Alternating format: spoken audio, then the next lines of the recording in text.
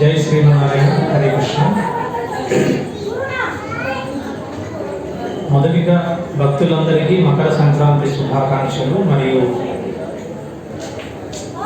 ఈరోజు మధ్యాహ్నం మనం దక్షిణాయనం నుంచి ఉత్తరాయణుడికి ప్రవేశించాం. శ్రీకృష్ణుని యొక్క నిర్హేతుక కృపా కటాక్షముల చేత బిర్లా మందిరం యొక్క యాజమాన్యం ఆధ్వర్యంలో వారి యొక్క సహకారంతో భగవద్గీత సందేశాన్ని, గీతా ఉపదేశాన్ని ఇక్కడ ప్రవచనం చేయడానికి అనుకుంటున్నాం.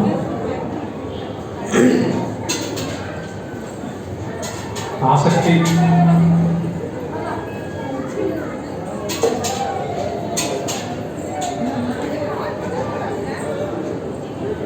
ఓం అజ్ఞానతిమిరాంధస్య జ్ఞానాంజనశలాకయా చక్షుర్వన్మీలితం యేన తస్మై శ్రీగురవే నమః. నారాయణం నమస్కృత్య నరం చైవ నరోత్తమం దేవీం సరస్వతీం వ్యాసం తతో జయముదీరయేత్. వ్యాసాయ విష్ణురూపాయ వ్యాసరూపాయ విష్ణవే నమో వై బ్రహ్మనిధయే వాసిష్ఠాయ నమో నమః. కూజంతం రామ రామేతి మధురం మధురాక్షరం ఆరుహ్య కవితాశాఖాం వందే వాల్మీకి కోకిలం. నమోస్తు రామాయ సలక్ష్మణాయ దేవ్యై చ తస్యై జనకాత్మజాయై. నమోస్తు రుద్రేంద్రయమానిలేభ్యో నమోస్తు చంద్రార్క మరుద్గణేభ్యః.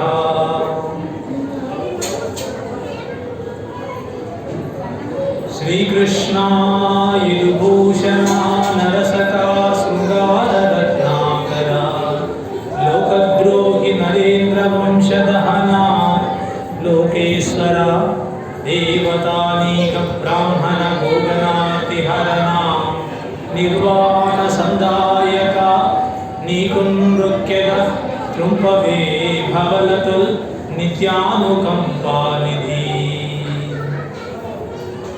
हे कृष्णा करुणा सिंधो दीनबंधो जगत्पते गोपेशा गोपिका कांत राधा कांत नमोस्तुते. तप्त कांचन गौरांगी राधे वृंदावनेश्वरी वृषभानुसुते देवी प्रणमामि हरि प्रिये. वाञ्छाकल्पतरुभ्यश्च कृपा सिन्धुभ्य एव च पतितानां पावनेभ्यो वैष्णवेभ्यो नमो नमः. जय श्री कृष्ण चैतन्य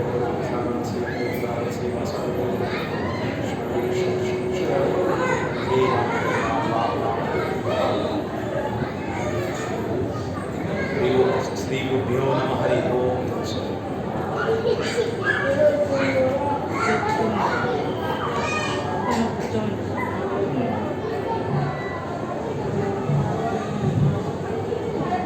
భగవద్గీత ఉపదేశం ప్రవచనం జరుగుతుంది.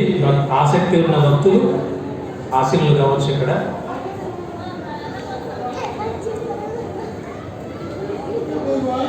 శ్రీకృష్ణుడి చేత 5200 సంవత్సరాల క్రిందట అర్జునుడికి ఉపదేశించిన సందేశమే గీతా ఉపదేశం. ఆచార్యులు అందరూ భారతదేశంలో శంకరాచార్యులు, రామానుజాచార్యులు, మధ్వాచార్యులు, విష్ణు ఆచార్యులు అందరూ గీతను ప్రామాణికంగా తీసుకొని జీవిని ఉద్ధరించుకోవడానికి భగవద్గీతను ఉపనిషత్తులుగా వర్ణిస్తుంటారు. దాన్ని గీతోపనిషత్తు అంటారు. ఎందుకు గీతోపనిషత్తు అంటారంటే సర్వవేదాల సారాంశం మరియు ఉపనిషత్తుల సారాంశం, శాస్త్రాల పురాణాల అంతర్గతంగా ఉన్న తత్వము, హితము, పురుషార్థములన్నీ భగవద్గీతలో క్రోడీకరించబడ్డాయి. అందుకే శంకరాచార్యులు గీతా మహాత్మ్యంలో చక్కని శ్లోకం చెప్తాడు. సర్వోపనిషదో గావో దోగ్ధ గోపాల నందన పార్థో వత్సః దుగ్ధం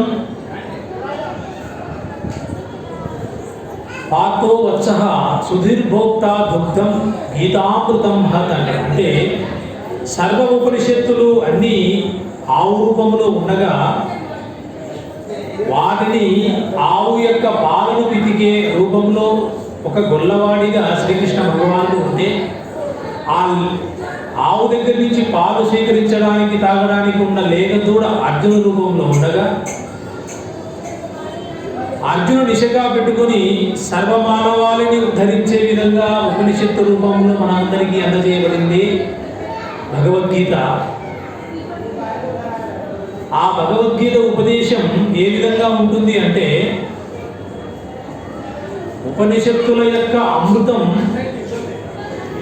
లేగదూడ ఒక్కసారి ఆవును పొదుగుడు గుద్దిన వెంటనే కొన్ని పాలు తాగిన వెంటనే ఏ విధంగా ఆ లేగదూడను పక్కన పెట్టి ఆ గొల్లవాడు ఆ యొక్క ఆవు పాలను తీసుకొని ఏ విధంగా లోకానికి మనం వినియోగించుకుంటామో అదే విధంగా శ్రీకృష్ణ భగవానుడు కూడా ఆ యొక్క ఆవును ఉపనిషత్తుల రూపంలో ఉంటే వాటి యొక్క పాలను లోకానికి వినియోగించే విధంగా అర్జునుడు నిశగా పెట్టుకొని మనందరికి ఇచ్చింది గీతా ఉపనిషత్తు, అదే గీతా అమృతం.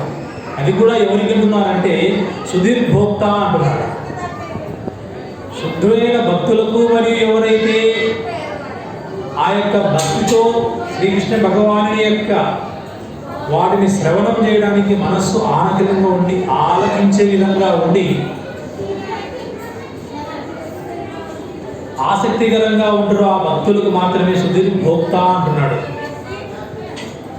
ఇంకా గీతాకల్పతరుం భజే భగవతా కృష్ణేన సంరోపితం వేదవ్యాస వివర్ధితం శృతి శిరోబీజం ప్రబోధాంకురం నానాశాస్త్ర రహస్య శాకమరతిక్షాంతిం ప్రవాలాంకితం కృష్ణాంగ్రిద్భయ భక్తి పుష్పసురభిం మోక్షప్రదం జ్ఞానినాం.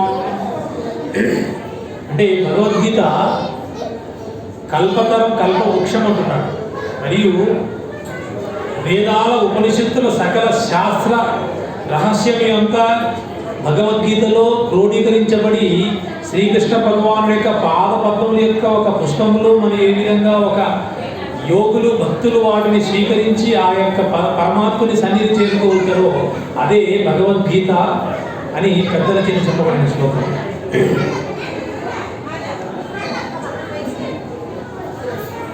లోకంలో చాలా మందికి ఉన్న అపోహలు భగవద్గీత కేవలం వృద్ధులకు, రిటైర్డ్ వాళ్ళకు మాత్రమే, అది యవ్వన స్థితిలో వారికి కాదు, మరియు బాల్య దశలో ఉన్న వారికి కూడా కాదు అనుకుంటూ ఉంటారు.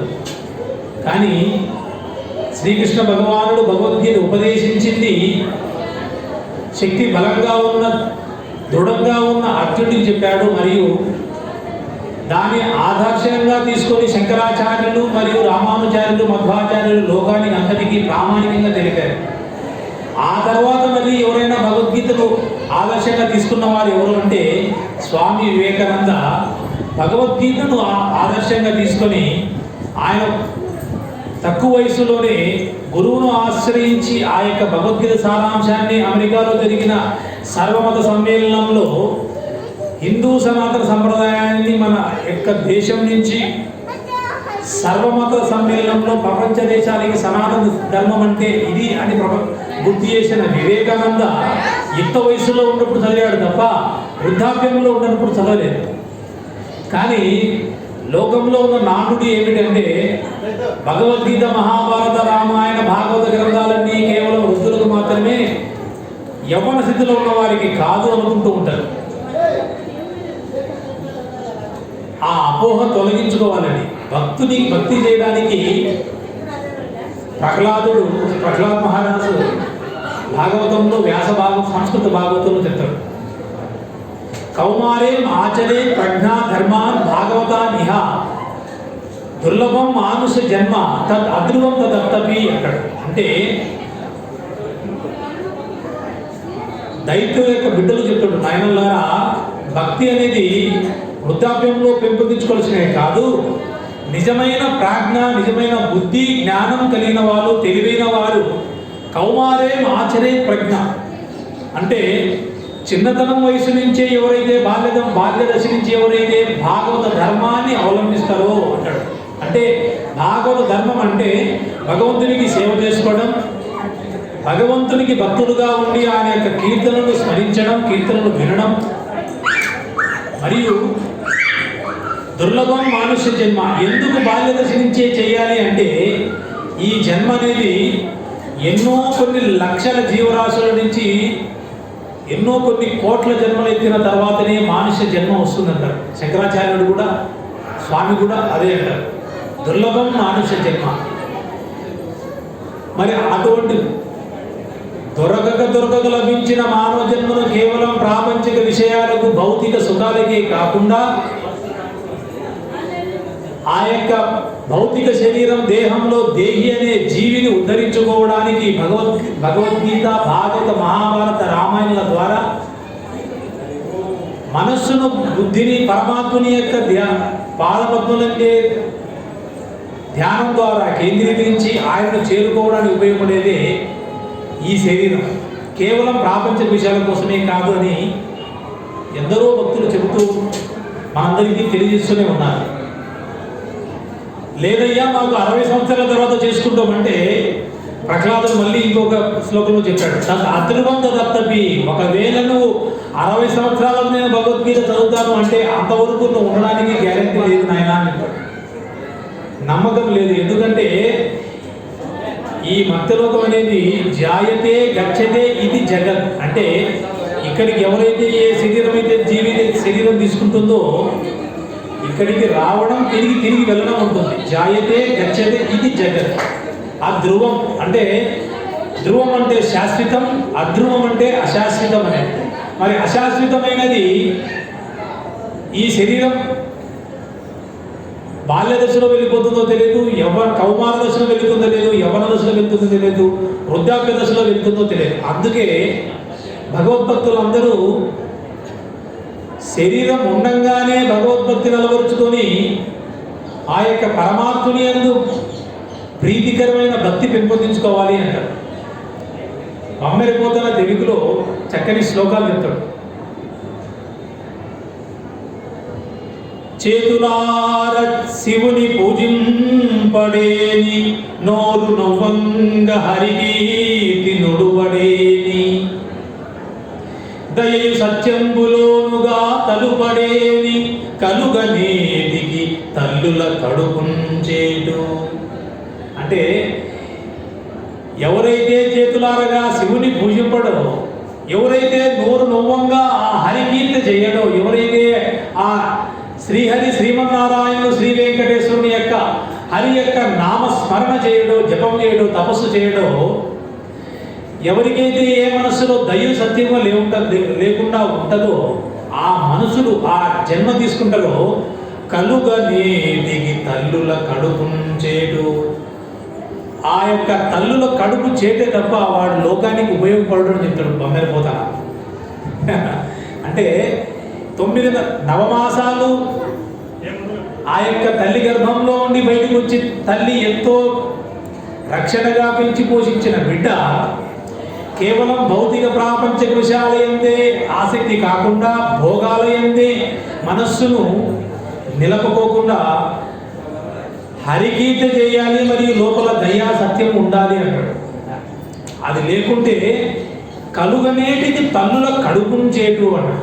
ఎవరైతే ఆ విధంగా లేకుండా ఉంటారో వాని వల్ల ఆ తల్లి కడుపు చెడు తప్ప ఇంటికి మేలు కాదు, వాడు వీధికి కాదు, లోకానికి కూడా మేలు కాదు అని చెప్తాడు. పైగా బమ్మెరిపోతున్న తెలుగులో ఇంకా చెప్తాడు ఏమనంటే, కమలాక్షుని అర్చించు కరములు కరములు, కమలాక్షకుని అర్చించు కరములు కరములు, శ్రీనాథుని వర్ణించు జిహ్వ జిహ్వ, విష్ణున్నాకర్ణించు వీణులు వీణులు, శేషశాయికి మృక్కు శిరము శిరము, మధువైరింద విలిన మనము మనము, దేవదేవున్ వలగును పదము పదము భగవంతిన్ వలగును పదము పదము దేవదేవుని చింతించు దినము దినము చక్రహస్తున్ ప్రకటించు చదువు చదువు కుంభినీదం చెప్పెడి గురుడు తండ్రి హరించేరమనియడి తండ్రి తండ్రి అంటే కమలాక్షకుని అర్చించు కరములు కరములు. మమ్మల్పోతలను ఏం చెప్తున్నాడు అంటే ఈ చేతులతో ఎన్నో రకరకాల వ్యవహారాలు చేసి ఉంటారు, కానీ ఆ చేతులు ఎప్పుడు నిజమైన చేతులు అంటారంటే వారిని నిజంగా ఎప్పుడైతే కమలాక్షకుని ఆ కమలాల వంటి కన్నులు గల వెంకటేశ్వర స్వామిని శ్రీమన్నారాయణ ఎవరైతే అర్చిస్తారో అవే నిజమైన చేతులు అంటాడు. శేషశాయికి మృక్కు శిరము శిరము. ఈ తల కేవలం బుద్ధి రకరకాలుగా డీజోడి క్యాష్ జబర్దస్త్ ప్రోగ్రాంలే చూడకుండా కాకుండా ఈ తల శేషశాయికి మృక్కు శిరం. రకరకాల లోకంలో ఎంతో మందికి నమస్కారం చేస్తుంటావు, కానీ నాయన నువ్వు చేసే నమస్కారం నిజంగా శేషుడి పైన తల్పంగా తీసుకొని శయనిస్తున్న ఆ శ్రీమన్నారాయణకి మృక్కే శిరము నిజమైన శిరము అంటున్నాడు. మరి శ్రీనాథుని వర్ణించు జిహ్వ జిహ్వ. ఈ నాలుక ఎన్నో రకరకాల మాటలు మాట్లాడింటుంది, ఎవరెవరో తెగతింటుంది, ఎవరెవరో పొగిడింటుంది, కానీ ఆ నాలుక జిహ్వ రకరకాలుగా వివరించినప్పటికీ శ్రీనాథుని గురించి వర్ణిస్తేనే అది నిజమైన జిహ్వ అంటాడు. విష్ణున్నా కర్ణించు వీణులు వీణులు అంటే శ్రీ మహావిష్ణువుని గురించి వినే చెవులు తప్ప ఆ చెవులు నిజమైన చెవులు ఇతరుడికి కాదు అని అర్థం. అంటే చలనచిత్రంగా మనం చూసే రకరకాల చిత్ర రూపంలో మరి శ్రావ్య రూపంలో వింటున్న ఆ చెవులు వాటి కోసం కాదు, ఆధ్యాత్మికంగా సాధన చేసుకోవడానికి హరికీర్తి మరి విష్ణుని గురించి వినే ఆ హరికథ, భాగవత, రామాయణ, మహాభారత, భాగవతంలోని వారి యొక్క శ్రీకృష్ణ భగవాన్ యొక్క దివ్యమైన లీలల గురించి వినే చెవులే నిజమైన చెవులు అంటున్నాడు. ఇంకా ఏమంటున్నాడు అంటే మధువైరింద వినిన మనము మనము. ఈ మనసు రకరకాలుగా లోకంలో ఎన్నో ఉద్యోగాలపైన, ఎంతో మంది అమ్మాయిలపైన, ఎంతో మంది ప్రకృతి రకరకాల బాహ్యమైన చలన చిత్రాలపైన, హీరోలపైన రకరకాలుగా ఉంటుంది. కానీ ఈ మనస్సు మధువైరి అంటే మధు అనే రాక్షసుడు ఎవరంటే శ్రీహరి, శ్రీకృష్ణుడు. ఆ శ్రీకృష్ణుడి పైన తగిన మనస్సు నిజమైన మనస్సు తప్ప 1 BHK 2 BHK ఫ్లాట్ తీసుకోవడం కానీ, లేకుంటే రకరకాల చలనచిత్రాలు చూడాలని కానీ, లేకుంటే రకరకాలుగా భౌతిక ప్రాపంచిక విషయాలు అనుభవించాలని మనస్సులో కోరికలు పెంచుకున్న మనస్సు నిజమైన మనస్సు కాదు అంటున్నాడు. భగవంతిన్ వలగను పదము పదము. ఈ పాదాలు రకరకాలుగా ఎక్కడికెక్కడో తిరిగింటాయి, కానీ హైదరాబాద్లో బిర్లా మందిర్లో ఉండే శ్రీ వెంకటేశ్వర స్వామిని సన్నిధికి, వెంకటాచలంలో ఉండే శ్రీమన్నారాయణ దివ్య దర్శనానికి ఎవరైతే ఆ పాదాలను తీసుకొని ప్రయత్నపూర్వకంగా వెళ్ళి పరమాత్మని యొక్క ఆనంద నిలయంలో ఉండే దివ్యమైన దర్శనాన్ని చేసుకుంటారో వారి యొక్క పదములు నిజమైన ధన్యం పొందుతాయి అంటాడు గమ్యపోతాడు. దేవదేవుని చింతించు దినము దినము. నిజంగా దేని గురించి మనం చింతించాలంటే ఆ శ్రీమన్నారాయణ శ్రీకృష్ణ భగవాన్ యొక్క గురించి చింతించే దినమే దినము తప్ప, ఒకవేళ ఆ రోజు భగవాను యొక్క నామాన్ని మనం జపించకుండా స్మరణ చేయకుండా ఉంటే ఆ దినము దుర్దినము అంటే ఆ రోజునికి వారి యొక్క శరీరం ఉండదని అర్థం. దుర్దినం అంటే తన యొక్క శరీరాన్ని కోల్పోయినట్టు. నాయన రకరకాలుగా లోకంలో ఉండే ప్రాపంచిక విషయాలు ఎందుకు చింతించదురా, భగవంతుని గురించి చింతించు అంటాడు. చక్రహస్తున్ ప్రకటించు చదువు చదువు అంటే శ్రీచక్రాన్ని ధరించి లోకాన్ని, సుదర్శ చక్రాన్ని ధరించి లోకాన్ని సంరక్షించి దుష్టులను శిక్షించి సజ్జనుల భక్తులను రక్షించి ఆ శ్రీహరి యొక్క పాదాలని యొక్క శ్రీహరి యొక్క దివ్యమైన ఆ విభూతుల గురించి చదివే చదువు తప్ప నిజంగా ఉదర పోషణకి ఏ పాఠశాలకైతే వెళ్ళి అధ్యయనం చేసిన చదువు నిజమైన చదువు కాదు, ఆ పరమాత్మ గురించి తెలుసుకున్న చదువే నిజమైన చదువు అన్నాడు. కుంభినీతవం చెప్పాడు గురుడు తండ్రి అంటే కుంభినీతవం గురించి చెప్పాడే ఆ యొక్క నిజమైన గురువు అని. అంటే లోకంలో రకరకాలుగా మనకు ఆధ్యాత్మిక కాకుండా భౌతికంగా ఎంతో మంది గురువులు ఉంటారు. వ్యాపారంలో ఉద్యోగ రీత్యా లేకుంటే చదువు రీత్యా ఉంటారు. కానీ నిజమైన గురువు ఎవరంటే జీవిని ఉద్ధరించి పరమాత్మతో ఐక్యాన్ని సిద్ధిని పొందించే మార్గాన్ని తెలిపే గురువే నిజమైన సద్గురువు. ఇంకా పోతగారు ఏమంటున్నారంటే హరిని చేరమనేది తండ్రి తండ్రి, ఆ శ్రీహరిని చేరమని చెప్పేవాడే నిజమైన తండ్రి తప్ప ప్రాపంచిక విషయాల ఎందుకు వెళ్ళి నువ్వు నాయన రకరకాలుగా ఉద్యోగరీత్యా కానీ వ్యాపారీత్యా కానీ ధనాన్ని సంపాదన చేకూర్చమని చెప్పేవాడు కాదు అంటున్నాడు. మరి లోకంలో డబ్బులు సంపాదించకూడదంటే సంపాదించాలి, అది ఎంతవరకు అవసరమో ఈ శరీరాన్ని ఉదర పోషణకు మరియు కుటుంబాన్ని పోషించే వరకు అంత అవసరమే తప్ప అదిగా వెళ్ళి అనారోగ్యం తెచ్చుకొని మనశ్శాంతి లేకుండా దుఃఖానికి గురి అయిపోయి బుద్ధి ఏమాత్రం స్థిరంగా లేకోకుండా ప్రాపంచిక విషయాల యందు పరిగెత్తకోకుండా ఆ శ్రీహరి గురించి ధ్యానం చేయనైనా, శ్రీహరి గురించి శ్రవణం చేయనైనా, శ్రీహరిని మార్గం గురించి చెప్పేవాడే నిజమైన తండ్రి అని పోతగారు అంటున్నారు.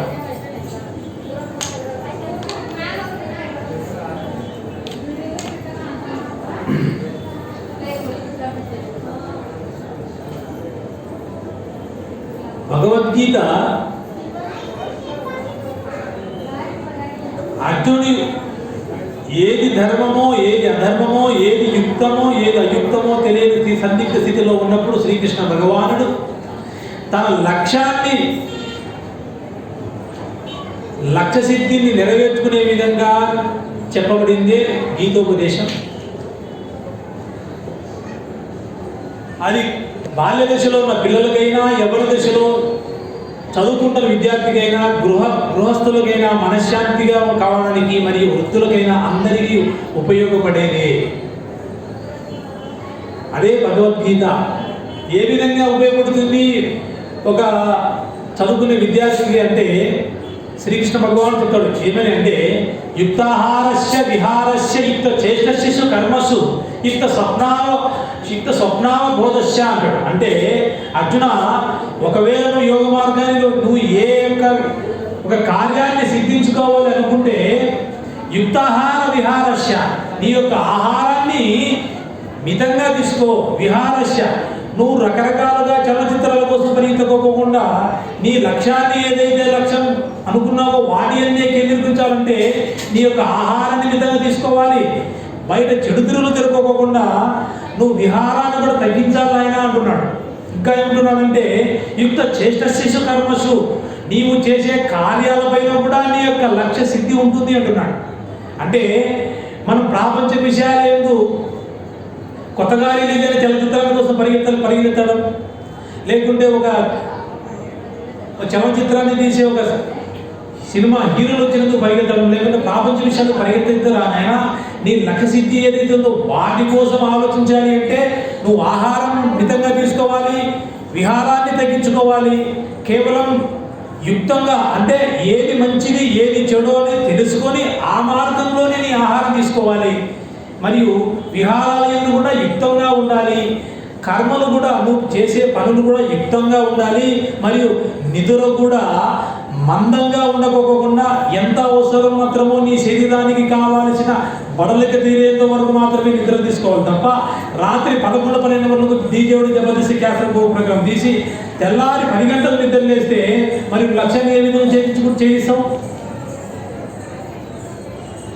ఛేదించలేకుంటున్నాడు కృష్ణుడు. భగవద్గీత కేవలం శ్లోకాలు చూపించడానికి అది వృద్ధులకే అండి, ముసలి వాళ్ళకే మనకు కాదు అని అనుకుంటూ ఉంటారు లోకంలో. కాదండి, భగవద్గీత స్వామి వివేకానంద ఉద్ధరించింది, మనం ఉద్ధరించదా? స్వామి వివేకానంద 30 వయసులోనే కదా తన శరీరాన్ని చాలించింది. మరి అంతకుముందు గురువును ఆశ్రయించి తెలుసుకున్న భగవద్గీత సారాంశాన్ని అమెరికాలో సర్వమత సమ్మేళనం నుంచి ప్రపంచ దేశానికే మరి సనాతన సంప్రదాయాన్ని గుర్తు చేస్తే మరి మన బిడ్డలకు భగవద్గీత ఎందుకు ఉపయోగపడదు?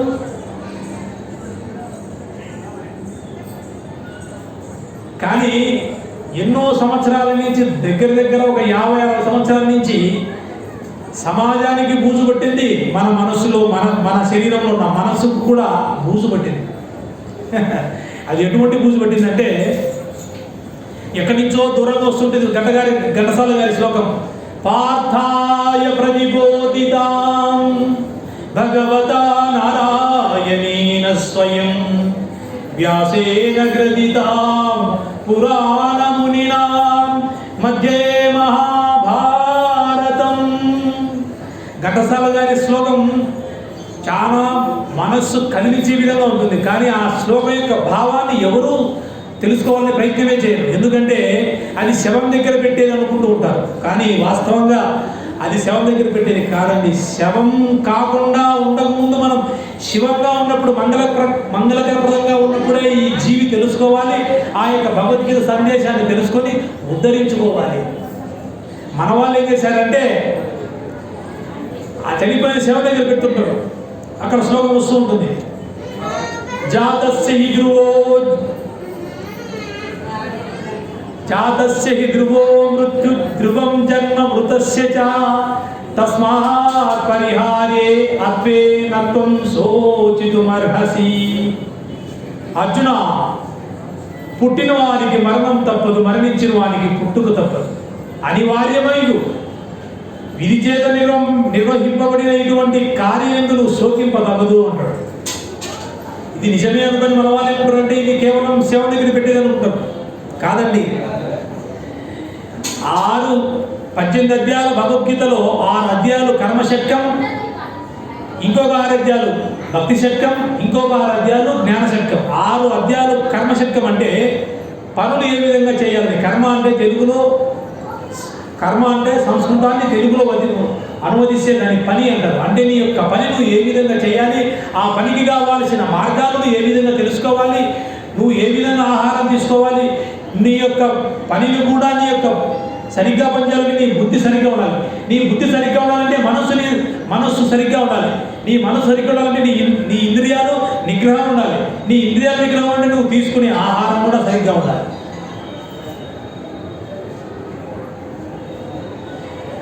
ఆహార శుద్ధ సత్వం అంటే ఎవరైతే శుద్ధ ఆహారాన్ని ఎవరు తీసుకుంటారో సత్వగుణం వస్తుంది. సత్వగుణాన్ని ఎవరైతే తీసుకుంటారో వారి యొక్క బుద్ధి దృఢంగా ఉండి బుద్ధి చాలా బాగా పనిచేస్తుంది. మనం గమనిస్తే చాలా పనులలో కూడా మనం తప్పుడు పనులు చేస్తూ ఉంటాం. తప్పుడు పనులు అంటే ఈ నిర్ణయం సరి అయినదే అని తీసుకుంటూ ఉంటాం. కానీ ఆ యొక్క తీసుకునే నిర్ణయం ద్వారా మనకు ఫలితాలు రాకున్నప్పుడు తెలుస్తుంది నేను చేసిన తప్పు నిర్ణయం అని. ఎందుకంటే మన యొక్క మనస్సు ప్రేరేపిస్తూ ఉంటుంది. మనస్సు ఇదే సాయంకాలం ఇదే మకర సంక్రాంతి రోజు బిర్లా మందిర్ రమ్మని బుద్ధి చెప్తుంటుంది. కానీ మనసు చెప్తుంది అవసరమారా, ఆ రవితేజ్ ఏదో సినిమా వచ్చింది కదా క్రాక్లోకి పోయి క్రాక్ కూడా చేయించుకుందాం అనిపిస్తుంటుంది. కానీ బుద్ధి చెప్తుందంటే బుద్ధి చెప్తుంది మనస్సుకు బుద్ధి ఉందా లేదా నీకు అసలుకు. ఈరోజు మకర సంక్రాంతి అంట, పైగా దక్షిణాయనం నుంచి ఉత్తరాయణంలోకి వచ్చాం. ఉత్తరాయణంలోకి వచ్చి భీష్మాచార్యుడు తన శరీరాన్ని చాల్చి ఉత్తర లోకాలకైనా పరమాత్మను చరించాడు. ఈ శరీరాన్ని మనం కూడా వినియోగించుకొని ఆ యొక్క శ్రీ వెంకటేశ్వర స్వామి యొక్క దర్శనాన్ని చేసుకుంటే మంచిది కదా అని మనస్సు బుద్ధి మనసుని చేస్తుంది, గట్టిగా లాక్కొని బిర్లాలో తీసుకొస్తుంది. కానీ కొంతమందిని అదే కారణంలో తీసుకొస్తుంది, హైటెక్ సిటీ తీసుకువెళ్తుంది, అవసరమైతే ఐమాక్స్ కూడా తీసుకువెళ్తుంది. ఇక్కడికి వచ్చిన వాళ్ళ మనసులో కూడా పోదమా వెళ్ళమా వద్దా కాదంటుంది అదే మనస్సు. ఇంకా మన ఉపనిషత్తు ఏం చెప్పాయంటే మన ఏవ మనుష్యానాం కారణం బంధ మోక్షయ. నీ మనసే నీ యొక్క బంధానికి నీ మోక్షానికి కారణం. ఇంకా శ్రీకృష్ణ భగవానుడు అంటే స్వామి మరి లోకంలో మమ్మల్ని ఏదో ఒక శక్తి గట్టిగా లాగి ఈ పని చేయనే విధంగా చేపిస్తుంటుంది స్వామి, దేనికి కారణం అంటాడు. అర్జున, నీ మనస్సు అన్నిటినీ ఆ విధంగా ప్రేరేపిస్తుంటుంది. నువ్వు చూసిన దాన్ని చూడాలని, తినిన దాన్ని తినాలని, అనుభవించిన దాన్ని అనుభవించాలని, కావాలనుకున్న దాన్ని మళ్ళీ కావాలని చేపిస్తూ ఉంటుంది. రోడ్డు పైన దుమ్ము ఉంటుంది, పైక మురికిగాలు ఉంటుంది, అయినా ఎప్పుడో వాడబడిన నూనెలో ఆ తైలంలో ఆ బజ్జీల పిండి రాత్రిదో తెల్లారిదో తెలియదు, ఏం చిన్నదాన్ని మళ్ళీ ఏం చుట్టడో తెలియదు. ఆ బండిలో వెళ్తున్నప్పుడు సాయంకాలం ఏంటిది ఆ బజ్జీలు గుమ్మాలకి జిప్పేస్తుంది. రే సుబ్బారావు తినరా బాగా వేడి వేడి బజ్జీలు చలికాలం అనిపిస్తుంది. కానీ బుద్ధి చెప్తుంది తెలివిందా లేదా, ఆ బజ్జీలు తిని బదులు అనారోగ్యం తెచ్చుకునే బదులు ఒక అర్ధ కేజీ గోధుమ పిండి శనగపిండి తెచ్చుకుని ఇంట్లో తీసుకుని లక్ష్యంగా తినచ్చు కదా అంటుంటుంది. కానీ మనసు ఏం తెలుసా, అనుభవించు రాజా అంటుంటుంది. అనుభవించురా ఇప్పుడే అంటుంటుంది. మన వాళ్ళు ఏం చేశారంటే చలనచిత్రాలు నిజంగా అదే అనుకుంటుంటారు. కాదండి, చలనచిత్రాలు కేవలం మీకు మానసిక ఉల్లాసాన్ని ఉత్సాహానికి తప్ప అది మీరు అభిమానించి ఆ అభిమానం ద్వారా ఆలోచన తీసుకోవడానికి కాదు. మిమ్మల్ని మనస్సు పతనానికి దారి తీస్తుంటుంది, మీరు గమనించాలి. అర్జున్ రెడ్డి సినిమా చూసి మీరు కూడా బాటలు గట్టిగా కొట్టిననుకోండి పగిలిపోతుంది, మహా అంటే చెయ్యి రక్తం తగ్గిపోతుంది తప్ప ఆయన లెక్క మీరు అర్జున్ రెడ్డి కాలేదు. ఎన్నో డూబులు శాఖలు తీసుకుంటే ఉంటుంది. కానీ మీరు నిజంగా స్వామి వివేకానంద, ఛత్రపతి శివాజీని, సుభాష్ చంద్రబోస్ను, భగత్ సింగ్ను, ఒక శంకరాచార్య, మధ్వాచార్య, రామానుచార్య ఆదర్శంగా తీసుకున్నారా మీరు ఉత్తర లోకంలో వృద్ధి చెందుతారు. లోకంలో భౌతిక లోకంలో కూడా మీకు ఒక శిలాస్తూపం ఉంటుంది, ప్రభుత్వ ఆఫీసుల్లో మీకు కూడా ఒక ఫోటో ఉంటుంది. అర్జున్ రెడ్డి కావాలన్నా, సుభాష్ చంద్రబోస్ కావాలన్నా, స్వామి వివేకానంద కావాలన్నా, లేకుంటే శంకరాచార్య కావాలన్నా, ఏపీజే అబ్దుల్ కలాం కావాలన్నా మన మనసే నిర్ణయిస్తూ ఉంటుంది. లోకంలో ఎంతో మంది ఉన్నారు. మరి స్వామి వివేకానంద లెక్క ఆయన పేరు నరేన్ అయితే పెడితే వివేకానంద పెట్టచ్చు, లేకుంటే స్వామిని పెట్టచ్చు, నరేన్ స్వామిని పెట్టచ్చు, లేకుంటే నరేన్ వివేకానంద పెట్టచ్చు. ఎందుకు స్వామి వివేకానంద పెట్టారు ఎవరైనా ఆలోచించారా? ఏ లోకంలో స్వామి ఎవరు లేరా? లేకుంటే లోకంలో వివేకానంద లేరా? ఎందుకు ఆయనకే స్వామి వివేకానంద అన్నారంటే వివేక అంటే వివేకత్వం, అంటే వివేకత్వం అంటే విచక్షణ జ్ఞానం కలిగినంత మాత్రమే కాదు. వివేక అంటే ఏది కావాలనో, ఏది అవసరమో, ఏది అవసరం లేదో దాన్ని త్యజించేవాడు. ఇది జ్ఞానము, ఇది అజ్ఞానం. అర్జున్ రెడ్డి అజ్ఞానము, అధర్వణవేదము జ్ఞానం అని తెలుసుకున్న వాడే నిజమైన బుద్ధి గలవాడు. అందుకే ఆయనకు వివేకాన్ని పెట్టాడు.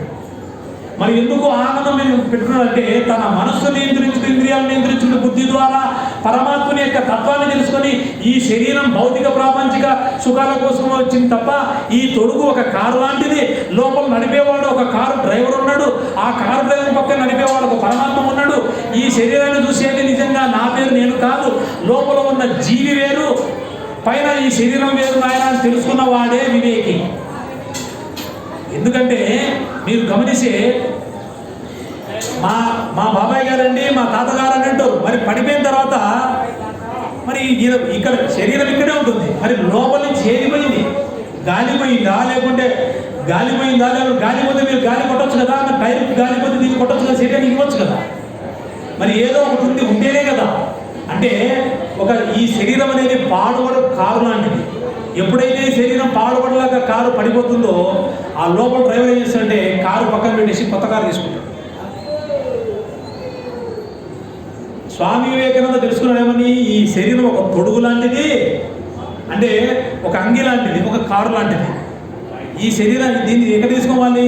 నువ్వు ఐమాక్స్ రకరకాలుగా కాకుండా బిర్లా మందిరం తీసుకొని స్వామి దర్శనం చేసుకున్నావా, వృత్తిన ముందుతో పరమాత్మను చేరుతావు. ఈ శరీరం కూడా ఏం చేసుకోవాలంటే సాధన చేయాలి.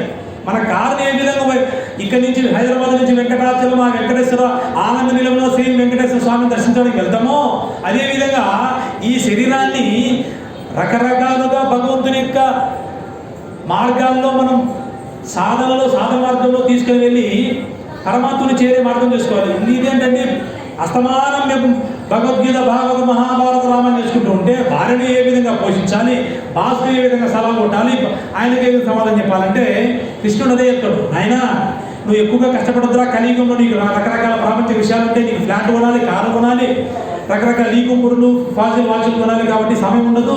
కాబట్టి ఓ పని చేయనైనా యత్కరోసి యదస్నాసి యజ్జుహోసి దదాసి యత్ తపస్సి కౌంతేయ తత్ కురుష్వ మదర్పణం. అర్జున, నువ్వు నా కోసం ఒక యోగిలాగా, ఒక సద్భక్తుడిలాగా నువ్వు నా కోసం ధ్యానము, తపస్సు, యోగం, యజ్ఞం, హోమం చేయలేవు. కాబట్టి ఒక పని చెయ్యి. యత్కరోసి, నువ్వు ఏ కార్యం చేస్తున్నప్పటికీ కృష్ణార్పణమును. ఓ బండి స్టార్ట్ చేస్తున్నావా, కృష్ణాన్ని బండి స్టార్ట్ చేయి. ఎక్కరోసి యదస్నాసి యజ్జుహోసి అంటే నువ్వు ఏదైనా భుజిస్తున్నావా, ఆ భుజించేటప్పుడు కృష్ణ అని ఒకసారి ఆ వాసుదేవుని శ్రీ అని నాకు నామాన్ని జపించి తీసుకో. అదే యజ్ఞంలో పరమాత్మని చేరినైతే. యజ్జుహోసి దదాసి ఒకవేళ నువ్వు ఏదైనా దానం చేస్తుంటావు, ఎవరికైనా దానం చేసేటప్పుడు కృష్ణార్పణమని దానం చేయి, అది నువ్వు నాకు దానం చేసినట్టే రాని ఆయన అంటాడు. అంటే అప్పుడేమైంది, నువ్వు కృష్ణార్పణమైనప్పుడు ఒకవేళ నీ మనస్సు బుద్ధి కేంద్రీకరించమైనప్పటికీ నీ యొక్క జిహ్వ కృష్ణనామను పలికింది కదా, చాలు. స్వామి దానికి సంతోషిస్తున్నాడు. స్వామి మేము డిస్టింక్షన్ మార్కులు తెచ్చాను, స్టేట్ ఫస్ట్ డిస్ట్రిక్ట్ తెచ్చుకోవాలంటే నాయన 74% తెచ్చుకోరా అంటే స్వామి 70% కూడా కాదు స్వామి, సరే 60 అయినా తెచ్చుకోరా స్వామి, 60 కూడా కాదు, కనీసం పాస్ అన్నా కాదా అంటాడు. నీకు ఉద్యోగాలంటే కనీసం పాస్ అన్నా కాదా నాయన అంటాడు. మరి భక్తిలో కూడా స్వామి చెప్తున్నాడు, నువ్వు యజ్ఞం చేయలో, దానం చేయలో, తపస్సు చేయలో, చేసేదానన్నా సమర్పించురా నాయన. నీ భార్య కోసం కేజీ ఆపిల్ పండు, రకరకాల పండు, పట్టు చెరువులు తీసుకొస్తావే, నువ్వు తీసుకొని భార్య పెట్టేటప్పుడు ఒక పాత్రలో పెట్టి ఆ యొక్క సపోటా పండును తోలు వెలిసి నా కోసం కొద్ది పెట్టురా, పెట్టి దాని మీద తులసిదళం పెట్టి కృష్ణ నేను స్వీకరిస్తా అంటున్నాడు.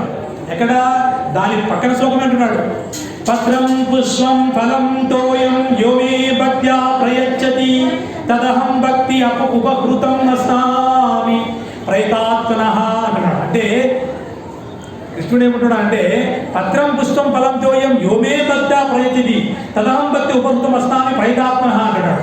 అర్జున, నువ్వు డబ్బులున్నవారే, రాజులక్క, మంత్రులక్క, బంగారు ఆభరణాలు కానీ, తర్వాత వెండి యొక్క రకరకాల పంచలోహంతో నాకేమో చేతురా, పత్రం పుష్పం ఫలం తోయం, ఒక్క పత్రం పెట్టరా, నా దగ్గర డబ్బు లేదు స్వామి, నేను ఎక్కువ ఇచ్చుకోలేను స్వామి అంటే, వద్దురానన్నా నువ్వు ఒక తులసిదళం పెట్టు, లేకుంటే బిల్వదళం పెట్టు. అక్కడికి తులసిదళం బిల్వదళం దొరకలేదా, పుష్పం పెట్టురా నాన్న, ఒక చెండుమల్లి పువ్వు పెట్టురా నాన్న నా కోసం. పోనీ అక్కడికి దొరకలేదా, ఫలం ఒక పండు పెట్టాలన్నా, అరటిపండు 2 రూపాయలు కదా, అది కూడా పెట్టలేవా స్వామి, అది కూడా లేదు. సరేరా ఒక గ్లాస్ నీళ్ళని పెట్టరా, పోయం ఒక గ్లాస్ నీళ్ళు పెట్టరా, చాలా నాయన అంటున్నాడు. పోనీ నీ దగ్గర పత్రం ఆకు లేదు, పండు లేదు, ఫలము లేదు, నీరు కూడా లేవు, నీ మనసు పెట్టా నాయన, చాలా. ఇంతకంటే ఎవరు చెప్పేవాళ్ళు మనకు. భక్తి అంటే మనం ఏదో కష్టపడి చీకట్లో 3 నెలలకి లేచి చిలగాలు తీసి తులసిదళాలు వేసుకొని చేసేదే కాదు. అది సాధన గల వాళ్ళకు, ఎవరో సత్పురుషులకు, ఈ యొక్క యాజమాన్యంలో ప్రధాన అర్చకులు ఉంటారు కదా, అర్చకులు వాళ్ళందరికీ అబ్బినేది. మరి మనకు కూడా అబ్బాలంటే ఏం చేయాలి, బ్రహ్మముహూర్తానికి 5:40 నిమిషాలు ఆ సమయంలో లేచి కొద్ది కేటాయించు భగవంతుడి కోసం, ప్రియురాల కోసం. యవ్వన వయసులో ఉన్నప్పుడు ఆ అమ్మాయి ఏ విధంగా బస్ స్టాప్లో 7 గంటలకు వచ్చిందని చలిలో బండి వేసుకొని ఆ అమ్మాయి కోసం చక్కెర కొడుతున్నావే, మరి పరమాత్మ కోసం ఒక బైక్ వేసుకొని బిర్లా ముందుకు వచ్చి పరమాత్మ దర్శించలేవా? ఉద్యోగం కోసం ఎక్కడెక్కడో నంద్యాల, ఢిల్లీ వెళ్ళి ఐఏఎస్ కోచింగ్ తీసుకుంటున్నావే, మరి పరమాత్మను ఈ యొక్క దర్శనం కావాలంటే, పరమాత్మను దర్శించుకోవాలనుకుంటే ఆయన కోసం కొద్దిసేపు బిర్లా ముందుకు వచ్చి దర్శించుకోలేవా, కేటాయించలేవా? స్వామి మాకు అంతవల్ల కాదు, మరి మేము ఇంట్లోనే ఉండాలి అనుకుంటే మాకు ఇంట్లో సమస్యలు ఉన్నాయి, భార్య చూసే, పోటు భర్త చూసే, ఈ విధంగా ఇస్తున్నాడు. ఆఫీస్కి వెళ్తే ఆఫీసులో ఆఫీసర్తో కన్నొప్పి, ఇది కాదు స్వామి అన్ని తెగించి వచ్చేసానంటే శంకరాచార్యుడు అదే చెప్తాడు, చెంపదెబ్బ కుటుంబం చెప్పాడు. ఏమంటాడంటే, యోగలతో వా భోగలతో వా సంకరతో వా సంకవిహీన యత్యత్వమని రమతే చిత్తం నందతి అంటాడు. రే నాయనా, నువ్వు యోగంలో ఉండగా, భోగంలో ఉండగా, సంఘంలో ఉండగా, సంఘాన్ని త్యజించి కూడా నువ్వు నీ మనస్సుకు శాంతి తేవలేవు. ఎప్పుడు తెస్తావంటే, నువ్వు ఆఫీస్కి వెళ్తున్నప్పుడు కూడా, నీ బిడ్డలతో ఉన్నప్పుడు కూడా, నీ బంధువులతో ఉన్నప్పుడు కూడా, యద్యత్వమని రమతే చిత్తం, నీ మనస్సులో ఒక్కసారి ఆ పరబ్రహ్మాన్ని ధ్యానిస్తూ ఉండరా, చాలా నాన్న, నందతి ఏమంటాడు. నీ మనస్సు అప్పుడు ఆనందం ఉంటుంది తప్ప నువ్వు ఎక్కడో భద్రాచలం అడవుల్లోకి, వెంకటాచలం అడవుల్లోకి, కాశ్మీర్కు, కాశీకి, హిమాలయం వెళ్తానంటే, హిమాలయం వెళ్ళిపోయిన తర్వాత వారానికి నీ భార్య గుర్తు వస్తుంది, 10 రోజులకు నీ మనవడు గుర్తుకొస్తాడు, 5 రోజులకు నీ కొడుకు గుర్తుకొస్తాడు. ఏం చేస్తున్నాడో మా వాడు పాపం అసలే మూర్ఖుడు అనుకుంటూ ఉంటాడు. సంపాదించిన ధనమంతా ఉంటుంది కదా, మరి నీకు ఎక్కడ మనసు వెళ్తుంది? అందుకే స్వామి అంటున్నాడు, యోగలతోవా భోగలతోవా, ఒకవేళ నీకు తెలియకోకుండా ఒక రాష్ట్రపతి పదవి వచ్చినప్పటికీ, భోగలతోవా నీకు కొన్ని కోట్ల డబ్బులు వచ్చినప్పటికీ, సంఘలతోవా సంఘవిహీనక నీకు ఎంతోమంది నీకు పెద్ద పెద్ద అభిమానులు ఉన్నప్పటికీ సంఘలతో సంఘ విహీనక, ఒకవేళ ఈ సంఘం పైన నువ్వు త్యజించి వైరాగ్యం వచ్చి వెళ్ళిపోయినప్పటికీ నువ్వు ఆత్మశాంతి పొందలేవు. మరి ఎట్లా పడతావు స్వామి? యద్యద్బ్రహ్మని రమతే చిత్తం నందతి నందతి నందితే ఉంటాడు. నీ మనస్సులో పరబ్రహ్మను స్థితించి మనస్సును ఆ యొక్క పరమాత్మని యొక్క దివ్యమైన ముక్త మనోహరమైన ఆజానుబాహం అరవిందాయదాక్షం ఆ శ్రీరాముడి శ్రీమన్నారాయణ యొక్క దర్శాన్ని ఎవరైతే ధ్యానించి మనసులో కేంద్రీకృతుడో అప్పుడే నీ మనస్సు శాంతంగా ఉంటుందిరా నాన్న అంటున్నాడు. మరి ఎట్లా స్వామి? మాకు రకరకాల పనులు ఉన్నాయంటే, సరే నీకు ఉదయం 9 గంటలకు ఆఫీస్ అయితే రాత్రికి 6 గంటలు కదా, ఆ 6 గంటలకు 7:30కు రా, ఒక మందిరం వెళ్ళు. మరి ఏం చేయాలి స్వామి అంటే శంకరాచార్యుడు చెప్తున్నాడు, సత్సంగత్వే నిస్సంగత్వం, నిస్సంగత్వే నిర్మోహత్వం, నిర్మోహత్వే నిశ్చలతత్వం, నిశ్చలతత్వే జీవన్ముక్తి అంటున్నాడు. లేదైనా సద్గురుతో సత్సంగం చేయరా. మరి సత్సంగం చేసి ఏమొస్తుంది స్వామి? సత్సంగం చేసే నిస్సంగత్వం, నిస్సంగత్వం వస్తుంది. ఎలా? నువ్వు చేసే పనుల పైన నీకు మోహం లేకుండా, కామం లేకుండా, క్రోధం లేకుండా ఆనందంగా శాంతంగా ఉండవు. పక్కవాడు రకరకాలుగా నిన్ను నిందిస్తున్నప్పటికీ నీ మనసు ఎక్కడుంది? బిర్లా మందిరంలో 7 అడుగులు ఎత్తున్న పరమాత్ముని యొక్క దివ్యమైన ముగ్ధ మనోహరమైన ఆజానుబాహుడైన పరమాత్ముని యొక్క దివ్యమైన మనోహరమైన రూపమనే ఉంది తప్ప పక్కన నిందిస్తున్నప్పటికీ నీ మనసులో అక్కడ లగ్నం కాదు. ఎందుకంటే నువ్వు ఆ పరమాత్ముని యొక్క మత్తులో ఉన్నావు. ఎలా మత్తులో ఉండాలంటే భాగవతంలో చెప్తాడు. నారద మహర్షి చెప్తాడు వేదవ్యాసుడికి, వేదవ్యాస భక్తుడికి కష్టాలు వస్తాయి, భక్తి లేని వాడికి కష్టాలు వస్తాయి. మరి తేడా ఏమిటి స్వామి భక్తిలో ఉన్నవాడికి భక్తి లేని వాడికి అంటే? భక్తిలో ఉన్నవాడు వానికి సమస్యలు వచ్చినప్పటికీ వాడు ముకుందుని యొక్క పాదాల మీద నుంచి వెలువడే అమృత రసమైన ఆ యొక్క రసాన్ని వాడు జురుకుంటూనే ఉంటాడు, ఆనందంగా ఉంటాడు. కాబట్టి వారికి కష్టాలు వచ్చినప్పటికీ వారిపైన ఏమాత్రం స్పృహనే ఉండదు. ఏ విధంగా? ఉదాహరణ కంటే భౌతికంగా సాయంకాలం 6-7 గంటలకైతే చీకట్లో ఒక బాటిల్లో తీసుకుని ఇదే విధమైన పానీయమని దేవతల పేరు చెప్పి దేవతలు కూడా నిందించి సురాపాన సురులే దేవతలు అవుతున్నారు, మేము తాగితే తప్ప అంటున్నారే మూర్ఖులు. దేవతలు వేరు నాయన, వాళ్ళు తాగే పానం వేరు, నువ్వు తాగే పానం వేరు. వాళ్ళ యొక్క పానం వాళ్ళు ఆనందంగా ఉంటారు కదా అవుతారు. నువ్వేం అవుతున్నావు? నీ యొక్క దారి తీస్తున్నావు తప్ప అది కాదు. మరి ఆ తీసుకున్న 100 రూపాయలు, 30 రూపాయలు, 50 రూపాయలు తాగినందుకే నీకు అప్పటికి ఎన్నో కష్టాలు, అప్పులు, బాధలు, సమస్యలు ఉన్నప్పటికీ ఆ యొక్క 50 ఎంఎల్ 30 ఎంఎల్ తీసుకుంటేనే నీకు రాత్రి మత్తులో ఉండి సమస్యలంతా మర్చిపోయి తెల్లారికి ఏ విధంగా ఉంటున్నావో అదేవిధంగా భక్తి మార్గంలో ఉన్నవాడు ముకుంద పాదాల నుంచి వెలువడే అమృత రసం ఏం చేస్తుందంటే వాడిని మత్తులో ఉంచి రాత్రి కాదు 24 గంటలు కాదు జీవి ఉన్నంత వరకు వాడు అదే మత్తులో ఉంటాడు. ఏ విధంగా? రుణానుబంధ రూపేణ పశుపెత్తి సుతారాయ రుణ క్షయం యాంత్ర పరివేదన అంటాడు శ్రీ మహావిష్ణువు. అంటే వాడు ఏ విధంగా ఉంటాడంటే ఏ నీకు 5 కోట్ల స్థలం కానీ పొలాలు ఉన్నాయో అవన్నీ వెళ్ళిపోయినందుకు బాధపడుతున్నావా? నాన్న బాధపడుతురా, నువ్వు భక్తి మార్గంలో ఉన్నావు కాబట్టి బాధపడద్దు. ఎందుకు బాధపడద్దు అంటే రుణానుబంధ రూపేణ పశుపత్ని సుతాలయ, నీకు, నీ భార్యకు, నీ బిడ్డలకు, నీ బంధువులకు, నీ మిత్రులకు, నీ పొలాలకు, నీ ఆవులకు నీకు పూర్వజన్మలో రుణానుబంధం ఉంది కాబట్టి ఆ యొక్క ప్రారంభ కర్మ ద్వారా, ఆగామి సంచిత కర్మల ద్వారా, నీ యొక్క ఈ కర్మల ద్వారా వీటన్నిటినీ అనుభవిస్తున్నావు తప్ప అది వాటికి ఎప్పటికీ అర్థం కాదురా నాన్న. పోయినందుకు బాధపడుతురా. ఎందుకంటే రుణ క్షయం. ఎప్పుడైతే నీ భార్యతో, నీ బిడ్డలతో, నీ మిత్రులతో, నీ స్నేహితులతో, నీ ఆవులతో, నీ పొలాలతో నీ యొక్క రుణం వెళ్ళిపోతుందో అవి నిన్ను వదిలిపెట్టి వెళ్ళిపోతారు ఆయన. కాబట్టి బాధపడుతురా. ఎలా స్వామి బాధపడి ఉండాలంటే యాను తత్రపరమేద అంటాడు. రేపు పోయినందుకు సంతోషించురా అంటాడు. అది ఎట్లా స్వామి? పోతే సంతోషించరా అంటే అవురా సంతోషించు. ఒకవేళ నీకు నిజంగానే నీ బిడ్డలు ఉంటే 60-70 ఏళ్ళకు పోయింది నీ యొక్క అనుకోకుండా నీ శరీరం కానీ నీ బంధువులకు పోయిందనుకో సంతోషించాలి. ఎందుకు సంతోషించమంటున్నానంటే ఒకవేళ నువ్వు పుణ్యకర్మ కానీ పాపకర్మ కానీ వాళ్ళ ద్వారా చేసావా తిరిగి మళ్ళీ జన్మ తీసుకోవాలి. శంకరాచార్యులు ఏమంటాడని పునరపి జననం పునరపి మననం పునరపి జనని జగదే శయనం కడు సంసారే బహుతుస్తారే కృపయా పారే పాకి పురారే. స్వామి మళ్ళీ జన్మ తీసుకొని మళ్ళీ జన్మ ఎత్తి మళ్ళీ జన్మ మరణం తీసుకొని మళ్ళీ అమ్మ గర్భంలో ఉండి 9 నుండి ఈ చీకట్లో ఉండలేదు స్వామి. బయటకు వచ్చిన తర్వాత టీచర్లతో బాధ, 10th క్లాస్ అయిపోయిన తర్వాత మార్కులతో బాధ, ఇంటర్మీడియట్ డిగ్రీ అయిపోయిన తర్వాత కోచింగ్లో బాధ, ఆ తర్వాత ఉద్యోగం, ఆ తర్వాత భార్య, ఆ తర్వాత బిడ్డలు, ఆ తర్వాత సంపాదన, చుట్టుపక్కల వాళ్ళ పేర్ల కోసం ఈ ప్రయత్నంలో నేను అలసిపోతున్నాను స్వామి. కడు సంసారే ఈ సంసార సాగరాన్ని నేను వీధులకున్నాను స్వామి, కృపయాపారే పాహిమురారే స్వామి నా యందు కృప చూపించు మురారి. మురారి అంటే శ్రీకృష్ణ భగవానుడు. మురుడు అనే రాక్షసునికి శత్రువు అంటే శ్రీకృష్ణ భగవానుడు. స్వామి నా యందు దయ చూపించి నన్ను ఈ సంసారాన్ని పైకి తీసుకు. సంసారం అంటే భార్య నుంచి దూరం చేయడం కాదండి, సంసారం. చాలా మందికి సంసారం అంటే భార్య బిడ్డల దూరం చేయడం కాదు, సంసారం అంటే ఈ శరీరం ఉందే, కనబడే ఈ తెల్లటి శరీరం ఉందే, ఇదే అనుకుంటుంటారు పాపం. ఈ లోపల ఒకడు ఉన్నాడు, ఆ ఆత్మ రెండు బాగా కలిసిపోయి ఉంటాయి, పాలు నీళ్ళ కంటే ఇంకా ఎక్కువ కలిసిపోయింది. ఆ కలిసిపోవడంలో వీడేమనుకుంటాడు, ఇది నిజమే అనుకుంటాడు. మనం బుద్ధిగా జ్ఞాన వికాసంతో ఆలోచిస్తే కారు ఇప్పుడు ఉదాహరణకి ఇది నా పుస్తకం అంటే ఇది నేనా, పుస్తకం వేరు నేను వేరు కదా. నా పుస్తకం నేను కాదు అంటే నా చెయ్యి అంటే నా చెయ్యి వేరు నేను వేరు. లోకంలో మనందరం ఉంటూ ఉంటాం. నా మనస్సు బాలేదు సుబ్బారావు, ఎందుకో నా బుద్ధి సరిగా పనిచేయలేదు రామారావు అంటుంటాడు. అంటే నీ మనస్సు వేరు బుద్ధి వేరు అంటున్నావా? అంటే ఈ శరీరం వేరు అంటున్నావు, మరి మనస్సు బుద్ధి వేరు అంటున్నావు. మరి నువ్వు ఎవరు? కేవలం సన్నాపైనా లేకుంటే నువ్వు ఎవరు ఉన్నాడా? రమణ మహర్షి అంటున్నాడు, హూయామాయి, నువ్వు ఎవరో తెలుసుకోరా అంటున్నాడు.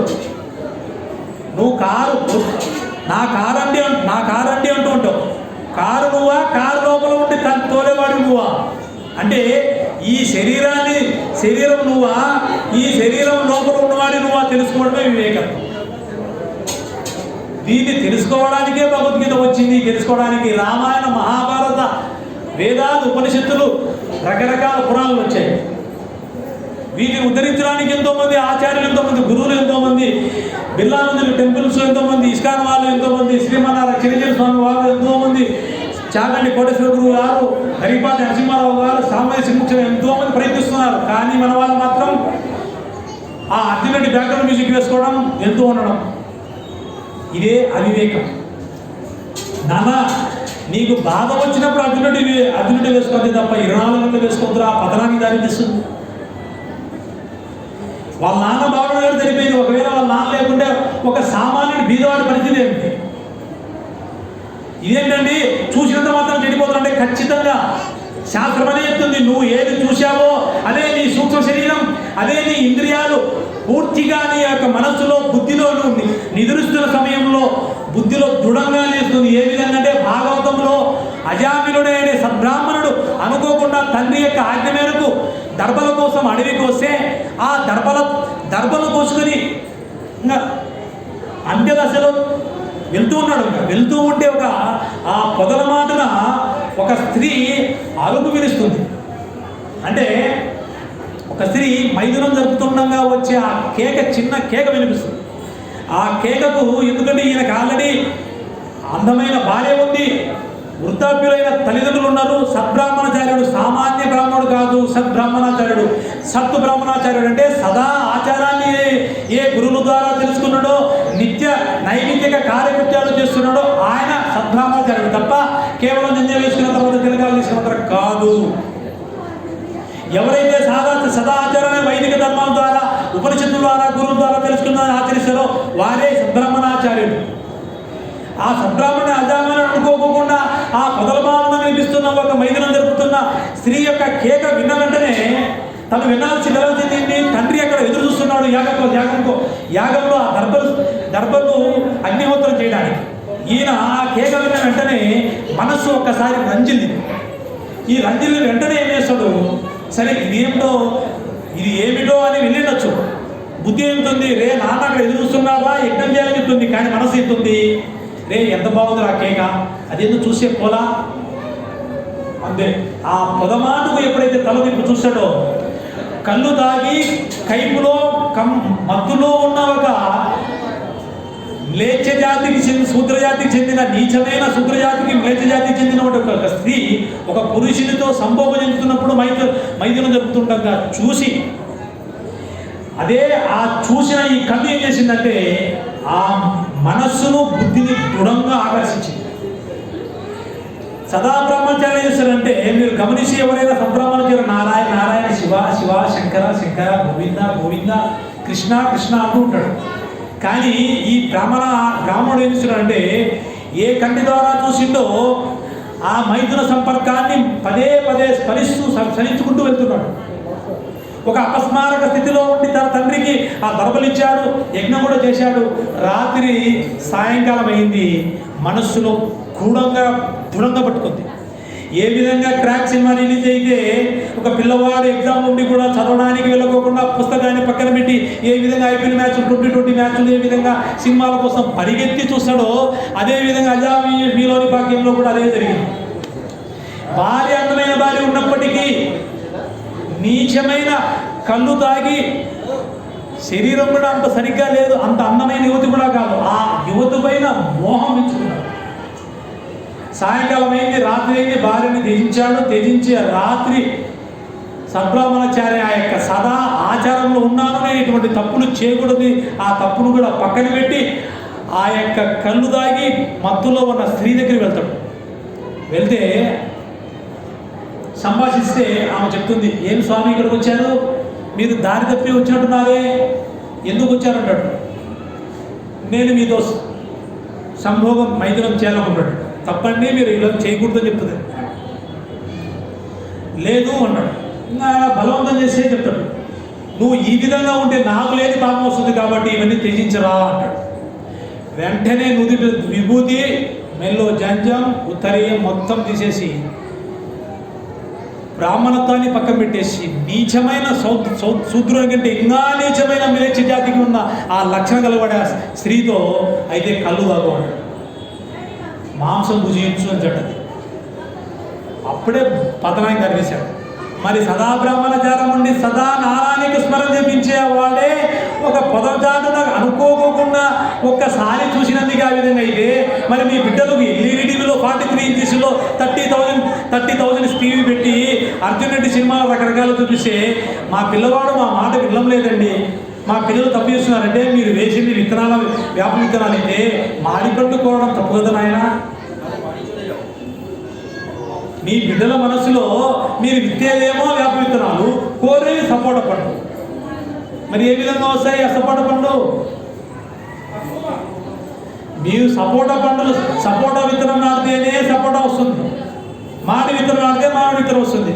మరి మా ఇంట్లో మరి అస్తమానం భక్తి చూపించాలంటే ఎలా అవుతుందంటే కట్టేసి ఆకాశవాణి కడప కేంద్రమో ఆకాశవాణి కర్నూలు కేంద్రం పెట్టు, వానికి ఎక్కడ పనిచేస్తుంది మహా అంటే ఆకాశం వాళ్ళు ఎప్పుడో వాడు ఆ కడప ఆకాశవాణి దూరదర్శన కేంద్రం వాళ్ళు ఎప్పుడో కొత్త పాటలు వేస్తారు. ఆ పాటల ద్వారా మీ మనసు అంతగా కేంద్రీకరించాలి.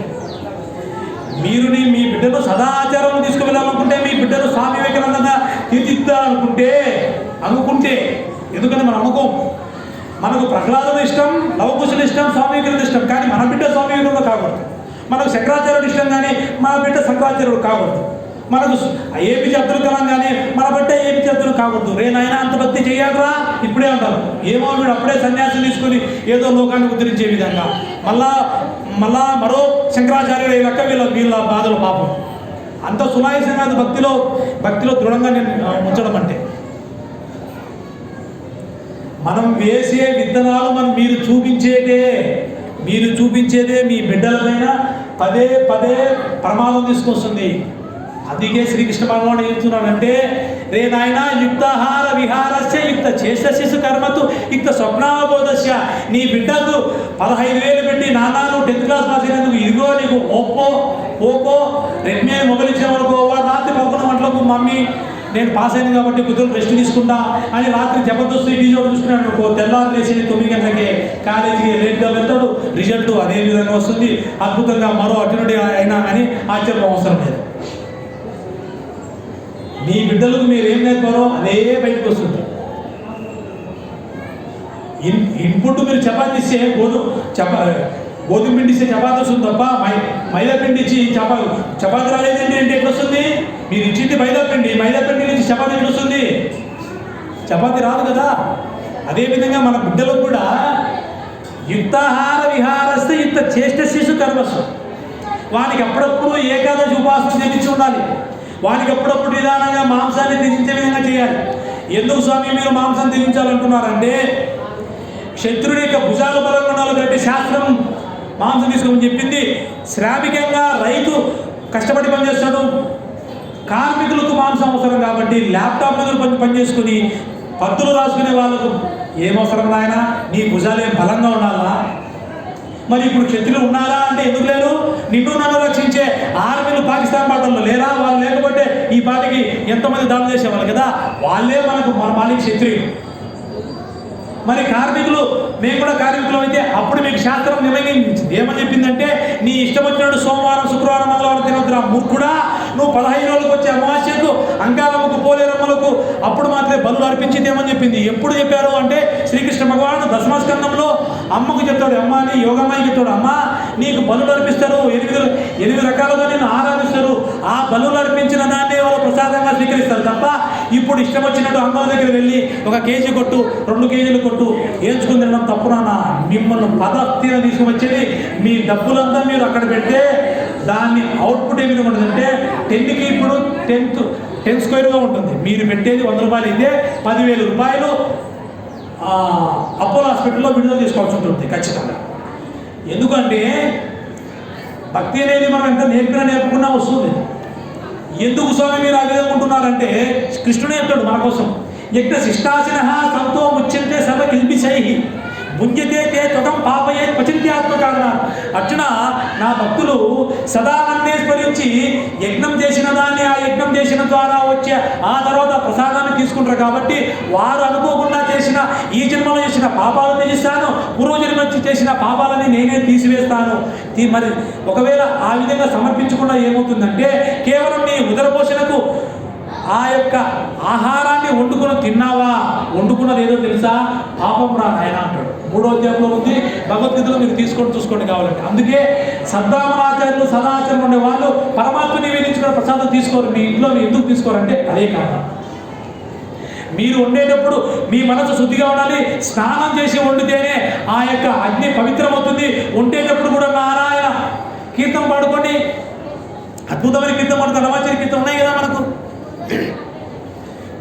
కుమ్మరదాసుడైన కురువరతి నంబి ఇమ్మన్న వరుములెల్ల ఇచ్చినవాడు, దొమ్ములు చేసిన ఎట్టి తొండమాన్ చెక్కురువర్తి, దొమ్ములు చేసిన ఎట్టి తొండమాన్ చెక్కురువర్తి, రమ్మన్న చోటికి వచ్చి నమ్మినవాడు, కొండలలో నెలకొన్న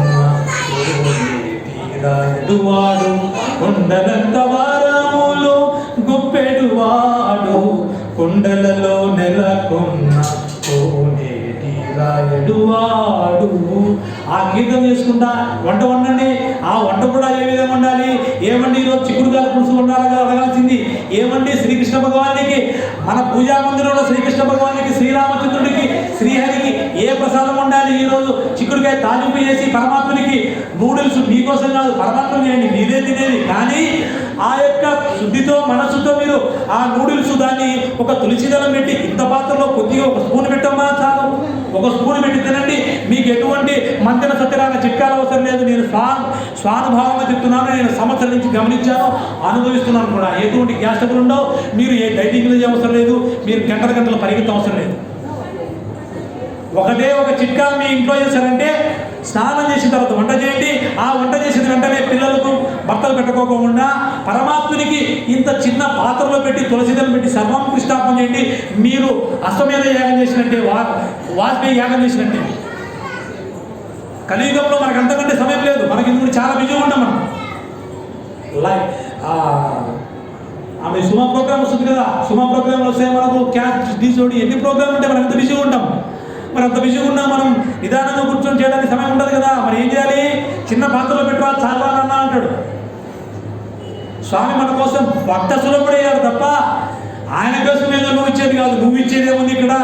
నువ్వు పీల్చే గాలే నీది కాదు. నువ్వు కొత్తగా పూలకు రకరకాల పూలకు రంగు వేయలేదు, నువ్వు పుట్టించలేదు. మరి నీదేముంది ఇక్కడ? ఏకయేవో పరో విష్ణు సర్వవ్యాపీన సంశయ అంటాడు. సర్వమంతా వ్యాపించిన పరమాత్ముడు ఒక్క రూపంలో ఉన్నవాటికి సర్వం విష్ణుమయం అంతగా వ్యాపించిన వానికి నువ్వు ఏమి ఇవ్వగలుగుతావు? మరి ఎందుకు స్వామి ఆ యొక్క 7 అడుగుల రూపాన్ని తీసుకున్నాడంటే, ఇదే ప్రశ్నను చాలా మంది పైన ఉంటున్నాడు విగ్రహారాధన తప్పు, మూర్ఖులు అంటారు. ఆ మూర్ఖులు చెప్పండి, రే మూర్ఖ, శ్రీకృష్ణ భగవానుడు 12వ అధ్యాయంలో అర్జునుడు అడిగితే అర్జునుడు అడుగుతాడు, స్వామి నిరాకార రూపాన్ని స్మరించేవాడు గొప్ప భక్తులు గొప్పవాళ్ళ, నీ యొక్క విగ్రహారాధన చేసే గొప్పవాళ్ళంటే 12వ అధ్యాయంలో భగవద్గీతలో 2వ అధ్యాయం చెప్పాడు, మయ్యావేశ మనోయమాం నిత్యయుక్త ఉపాసతే శ్రద్ధయో పర్యోపేతాస్తే మే యుక్తతమ మతాహ అన్నాడు. అర్జున, నా యొక్క రూపాన్ని ఎవరైతే ఆ శ్రద్ధతో భక్తితో దివ్యమైన ఆ రూపాన్ని ఆరాధిస్తారో వాడే నిజమైన భక్తుడు, వాడే నాకు ఇష్టడు అంటాడు. మరి ఎందుకు విగ్రహారాధన తీసుకున్నాము అంటే, అంతలా వ్యాపించిన వారిని దర్శించడానికి నీకు దివ్యచక్షులు ఎక్కడ ఉన్నాయి? నువ్వేమన్నా శంకరాచార్యుడువా, లేకపోతే నువ్వేమన్నా సంజయుడువా, వ్యాసుడు శిష్యుడైన సంజయుడువా? మన కథలు ఎంతసేపు ఉన్నా కానీ ప్రాపంచ విషయాలు పరిగెత్తుంది తప్ప అంతర్ముఖ సమారాధ్య బహిర్ముఖ సుదుర్లుగా ఉంటుంది. లలిత శాస్త్రనామంలో అంతర్ముఖ సమారాధ్య బహిర్ముఖ సుధర్ముఖ. నువ్వు బహిరంగంగా నువ్వు సాధన చేసి తెలుసుకోరు, అంతర్ముఖంగా నీ యొక్క ఇంద్రియాలను నియంత్రించుకొని మనస్సును బుద్ధిని పరమాత్మని యొక్క కేంద్రీకరించి పరమాత్మను తెలుసుకోడు తప్ప బహిరంగంగా నువ్వు తెలుసుకోలేవు. అందుకే కృష్ణుడు చెప్తున్నాడు, ఎవరైనా సాధన చేయను ఆయన. మరి గ్యారెంటీ ఉందా స్వామి? ఉంది. మయ్యేవ మన ఆదర్శ మై వృత్తి నివేశయ నివ శిష్యసి మయ్యేవ అత ఉత్తమ సంశయ అన్నాడు.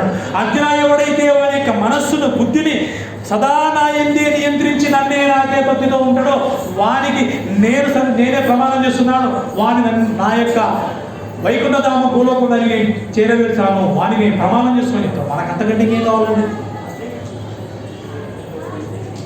ఇంకా కృష్ణుడు ఏమంటున్నాడు అంటే, మరి భక్తి చేయడం ద్వారా 2 గంటలు సినిమా చూసే ఆనందం ఉంటుంది, కానీ మరి భక్తి చేయడం ఆనందం ఉంటుందా అంటే ఉంటుంది.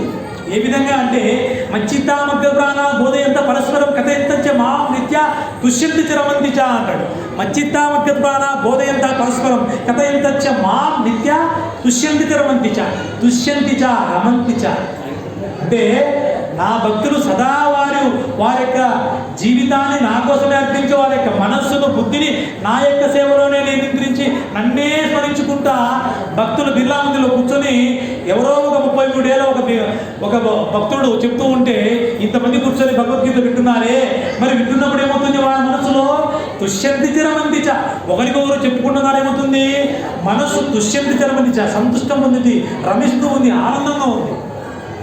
ఈ సంతోషంలో రమించడం మీరు మిగతా పాటలు విన్నప్పుడు మిగతా చూసినప్పుడు రాదండి. ఇది కేవలం భగవద్గీతలోనే భాగవత కథలోనే ఆ యొక్క ముకుందుని యొక్క శ్రీ మహావిష్ణుని యొక్క కీర్తనలోనే కథ అమృతంలోనే తప్ప నీకు బాహ్య ప్రాపంచిక విషయాలందు లేదు. అదంతా మాయ.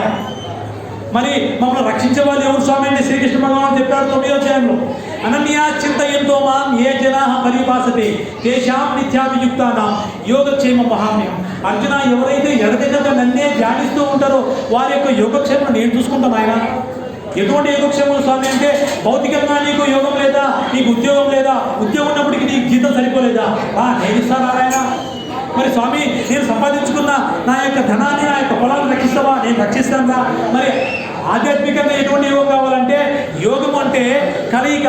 ఎవరితో కలయిక అంటే, ఈ జీవాత్మ పరమాత్మతో కొన్ని లక్షల సంవత్సరాల కిందట ఈ మధ్యలోకంలో వచ్చాడు. ఈ యొక్క పరమాత్మ స్మరించడం ద్వారా ఆ భగవంతుడితో కలయిక చేసే మార్గాన్ని పరమాత్మ తెలిపి మనకు ఆ వైకుంఠధామంలో ఉండే క్షేమాన్ని, యోగాన్ని స్వామి పరస్పరం నిరంతరం ఆనందంగా సంతోషంగా ఉండేదాన్ని. స్వర్గలోకాన్ని మన ఉపనిషత్తులు, మన వేదాలు, రామాయణం చెప్పలేదు. ఒకవేళ ఎవడైనా నువ్వు నరకాన్ని ఒక స్వర్గం అవుతుంటే నువ్వు కూర్చోరా నాయన, మేము 10 నిమిషాలు నీకు స్వర్గం ఇస్తామని చెప్పండి. ఏ మూర్ఖుడైనా స్వర్గం గురించి మాట్లాడితే 2 చక్కెర అడ్డం పెట్టుకొని చంద్రుని యొక్క ఆకారం తీసుకొని వచ్చే వాడికి చెప్పండి, రే మూర్ఖ, మా యొక్క భగవద్గీత ఉపనిషత్తు సారాంశాలు చెప్పలేదురా, మాకు అవసరం లేదురా, స్వర్గం తుచ్చమని మేము తెచ్చామా, మాకు కావాల్సింది స్వర్గం కంటే పైని ఆ గోలోకధామం, వైకుంఠధామం, సదా శ్రీకృష్ణ భగవాన్ యొక్క నిరంతరమైన ఆ యొక్క ముకుందుని యొక్క దివ్యమైన స్మరణ చేసుకుంటుంటారు తప్ప ఈ యొక్క పాపం యొక్క పుణ్యం ఎప్పుడైతే నశిస్తే తిరిగి మధ్యలోకి వస్తాం రా స్వామి, మాకు అవసరం లేదు, మేము తెచ్చిస్తున్నాం నీ యొక్క స్వర్గం ఎవరు కావాలని చెప్పండి.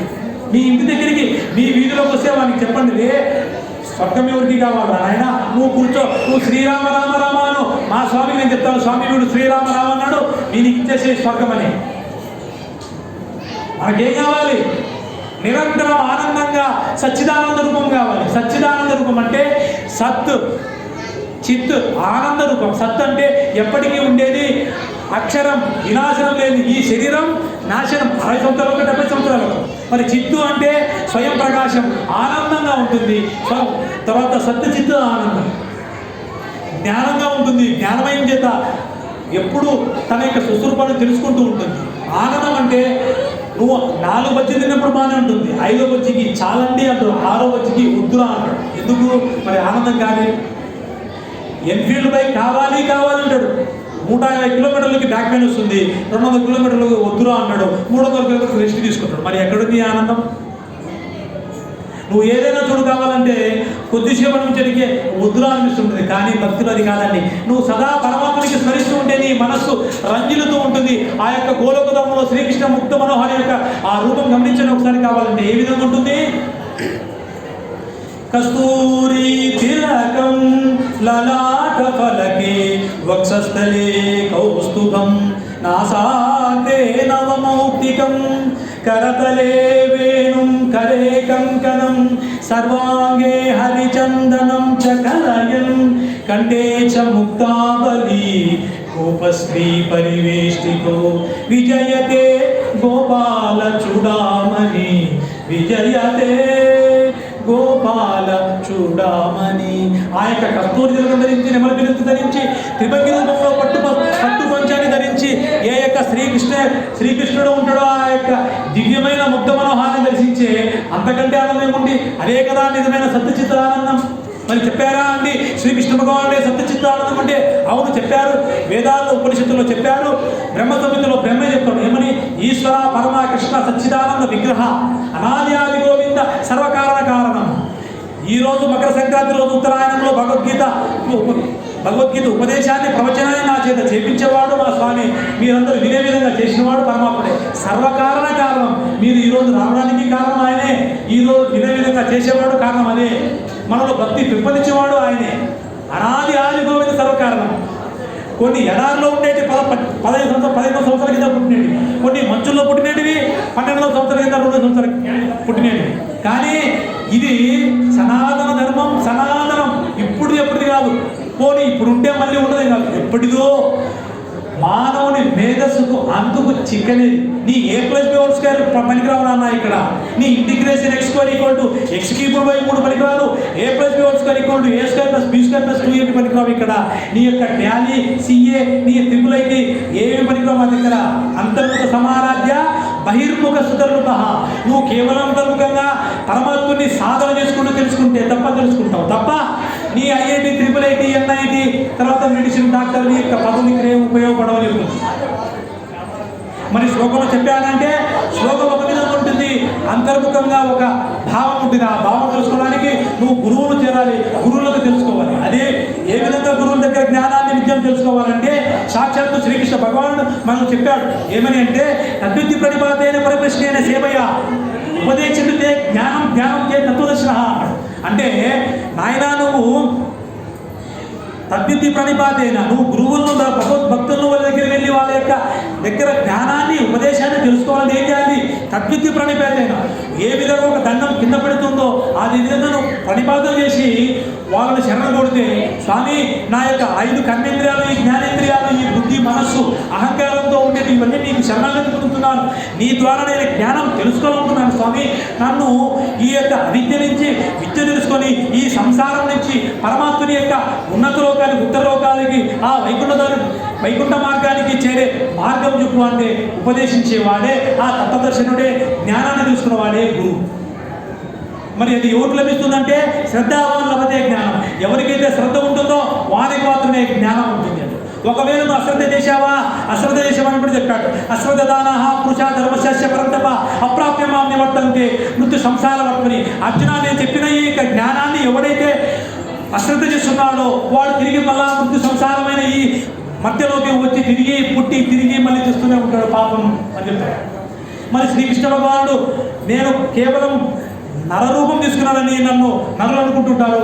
ఆ మూర్ఖులకు చెప్పండి ఏమని, అవజానంతి మామూఢ మానసి తన్మాశ్రితం పరంభావజనంతో మమభూత మహేశ్వరం. అర్జున, మూర్ఖులు తెలియదు, నేను భక్తులు ఉద్ధరించడానికి, ఈ లోకాన్ని రక్షించడానికి ఈ యొక్క మానుష శరీరం తీసుకున్నాను తప్ప నా కోసం కాదు. ఒకవేళ ఏ మూర్ఖుడైతే విధంగా వానికి తెలియని విషయం ఏంటంటే, ఈ సమగ్ర సరాచర సృష్టించింది నేనే, వాటిని స్థితిని చేసింది వాడు నేనే, ప్రళయానికి గురి చేసింది నేనే. ఇది తెలుసుకున్నవాడు మూర్ఖుడు. ఎక్కడైనా చెప్పాడంటే కృష్ణుడు చెప్పాడు, అహం సర్వస్య ప్రభో మత్త సర్వం ప్రవర్తతే ఇది మత్వా భజంతే మాం బుధా భావ సమన్వితాః. ఎవరైతే ఈ సమస్త చరాచరను సృష్టించింది నేనే తెలుసుకుంటాడో, ఎవరైతే ఈ సమస్త చరాచరని పోషించేవాడు నేనే తెలుసుకుంటాడో వాడే నిజమైన పండితుడు, జ్ఞాని. మనందరికీ తండ్రి తల్లిదండ్రులు భౌతికంగా ఉండొచ్చు, కానీ మనందరికీ తల్లిదండ్రులు వేరే ఉన్నారు. కృష్ణుడు చెప్తాడు, పితాహమస్య జగతో మాతా దాత పితామహ వేద్యం పవిత్ర ఓంకార రుక్ సామ యజుడు ఏమి చాటాడు. అర్జున, ఈ సంవత్సర చరాచర సృష్టికి తల్లిని నేనే, తండ్రిని నేనే, వేదాన్ని నేనే, ఓంకారాన్ని నేనే, రుక్ సామ యజురాన్ని నేనే అంటాడు. ఇది తెలుసుకోవడమే జ్ఞానం, తెలియకుండా ఉండడమే మూర్ఖత్వం. ఇది తెలుసుకోవాలంటే మరి ఏం చేయాలని కృష్ణుడు చెప్తాడు, తేషాం అజతాం ప్రీతిపూర్వకం దదామి బుద్ధియేతం తమ్మేన మాముపేంతది. అర్జున, ఎవడైతే నన్ను ఆ ఎడతెగక నన్నే ధ్యానిస్తూ భజిస్తూ నా గురించి శ్రవణ చేసుకుంటాడో వారికి నన్ను తెలుసుకునే జ్ఞానం నేనే ఇచ్చి నా దగ్గర తీసుకుంటాను ఆయన అంటాడు. మరి అందుకు ఏం చేయాలి మనం? మన్మనాదో మద్దతో మధ్యాది మాం నమస్కురు మామే వయసి యుక్తవర్తమానం మత్పరాయణ. వారు ఏం చేయవసరం లేదు అర్జున, పెద్ద పెద్దగా ఏమి చేయవసరం లేదు. నాకు భక్తి అయితే చాలు, నాకు భక్తులు అయితే చాలు, నాకు నమస్కరిస్తే చాలు. నా కోసం వారు మనస్సును బుద్ధిని నియంత్రించి నా కోసమే అర్పితం చేస్తే చాలు, వారి నా దగ్గర తీసుకుంటాను. మరి మాకు ఎన్నో ధర్మాలు ఉన్నాయి కదా అంటే స్వామి చెప్పాడు, సర్వధర్మాన్ ప్రతిత్యం మామేక శరణం వ్రజ అహం తాం సర్పాపేభ్యో మోక్షయిష్యామి మహాశుచః. అర్జున, నీ ఒకవేళ జన్మలో ఎవరైతే భక్తులు నన్ను శ్రద్ధగా నన్నే ఎడదెగరగా అన్ని ధర్మాలను పక్కన పెట్టంటే తన ధర్మాలను చేసుకుంటూ కూడా వాకత ధర్మాన్ని ఎవడైతే నాకు శరణాగతి పొందుతాడో అదే సర్వధర్మం. ఎవరైతే ఆ విధంగా నన్ను శరణాగతి పొందుతాడో వానికి పాపాలని నేను తొలగించి వానికి మోక్షాన్ని నేను ఇస్తాను అర్జున అంటాడు. ఇంతకంటే ఎవరు ఏం కావాలండి? ఏ నాయకుడు చెప్తాడు మన కోసం ఇంతగా? స్వామి మనకు ఇంతగా నొక్కి మనం చెప్తున్నా కానీ మనం మూర్ఖులమై, అజ్ఞానములై, మూఢులమై తెలుసుకోకపోతున్నాం తప్ప స్వామి భగవద్గీతలో ఇంత చక్కని జ్ఞానాన్ని ఇచ్చాడు. మనం 20,000 ఎల్లిడి తెచ్చుకుంటాం కానీ 200 పెట్టి భక్తి తెచ్చుకోవడానికి నామోచి సిగ్గు మాయ. కాబట్టి సనాతన ధర్మాన్ని తెలుసుకోవడానికి ప్రయత్నపూర్వకంగా మన మనస్సును, బుద్ధిని పరమాత్మ దగ్గర చేర్చడానికి ప్రయత్నం చేయాలి. గురువును ఆశ్రయించాలి, భగవద్గీత తెలుసుకోవాలి, మన జీవితాన్ని ఉద్ధరించుకోవాలి. మీ బిడ్డలకు నేర్పండి. మీ బిడ్డలను కూడా ఒక స్వామి వివేకం దారి చేయండి. మీ బిడ్డలు కూడా శంకరాచార్యం తయారు చేయండి. మీ బిడ్డలు కూడా రామానుజాలను తయారు చేయండి. మీ బిడ్డలు కూడా ఒక భక్తులుగా తయారు చేసి లోకాన్ని ఆదర్శంగా తీసుకోండి. కేవలం డబ్బులు మాత్రం కాకుండా మీ బిడ్డలకు నేర్పాలి. సుఖమే కాదు అయినా దుఃఖం వస్తుంది, నువ్వు నిర్భయంగా ఉండు, ఆత్మహత్య చేసుకోవద్దు ఆయన. నువ్వు పాసే కాదు, ఫెయిల్ కూడా అప్పుడు తప్పుకో. ఏ విధంగా మాత్రా స్పర్శాస్తు కౌంతేయ శీతోష్ణ సుఖ దుఃఖదాహ అంటే మాత్రా స్పర్శాస్తు కౌంతేయ శీతోష్ణ సుఖ దుఃఖదాహ ఆగమాపాయో అనిత్య తాన్ తితిక్షస్వ భారత అన్నాడు. అర్జున, నువ్వు బాధల్ని ఏ విధంగా ఓదార్చాలి అంటే, ఈ శరీరంతో చలి ఏ విధంగా ఎండాకాలం వస్తుంది అదే విధంగా సుఖాన్ని దుఃఖాన్ని కూడా భరించు అన్నాడు. మన బిడ్డలు తెలియనేర్పాలి, భగవద్గీత నేర్పాలి. భగవద్గీత అవసరం. ఈ సమాజానికి బూజు పట్టింది, సమాజం బయటే కాదు బూజు పట్టింది, మనసులో కూడా బూజు పట్టి ఆ బూజు ఎదిరించాలంటే భగవద్గీత శ్లోకాలు అవసరం, అన్నమాచార్య కీర్తనలు అవసరం, త్యాగరాజు కీర్తనలు, గురువుల యొక్క ఆదేశము, గురువుల యొక్క ఆశీస్సులు అవసరం. హరే కృష్ణ. సెలవు. బిర్లా మందిరం యాజమాన్యం నాకు ఈ అవకాశం ఇచ్చినందుకు, హైదరాబాద్లో ప్రశస్తమైన ఇటువంటి ఆహ్లాదకరమైన, ఎటు చూసినా ఆహ్లాదకరంగా ఉండి భక్తిమయమైన బిర్లా మందిరంలో మా శ్రీ వెంకటేశ్వర స్వామి యొక్క సన్నిధిలో భగవద్గీత ప్రవచనం చేయడానికి నన్ను అనుగ్రహించిన వెంకటేశ్వర స్వామికి, ఆ యొక్క వెంకటేశ్వర స్వామికి భక్తులకు మరియు ఆయన శర్మ గారు నాకు అవకాశం ఇచ్చినందుకు ఆ యొక్క యాజమాన్యానికి అందరికీ వేల కృతజ్ఞతలు. భగవద్గీత చెబుతుంటే విన్న అందరికీ, మీ అందరికీ కృతజ్ఞతలు. హరే కృష్ణ. వాంఛాకల్పతరుభ్యశ్చ కృపా సింధుభ్య ఏవ చ పతితానాం పావనేభ్యో వైష్ణవేభ్యో నమో నమః. కాయేన వాచా మనసేంద్రియర్వా బుద్ధ్యాత్మనా వా ప్రకృతే కరోమి యత్ సకలం తస్మై నారాయణే సమర్పయామి. స్వస్తి ప్రజాభ్యః పరిపాలయంతం న్యాయేన మార్గేణ మహీషాః గోబ్రాహ్మణేభ్యः లోకం సమస్తా సుఖినో భవంతు లోకా సమస్తా సుఖినో భవంతు. సర్వం కృష్ణార్పణమస్తు. హరి ఓం తత్సత్. స్వస్తి. అందరికీ సెలవు. కృష్ణ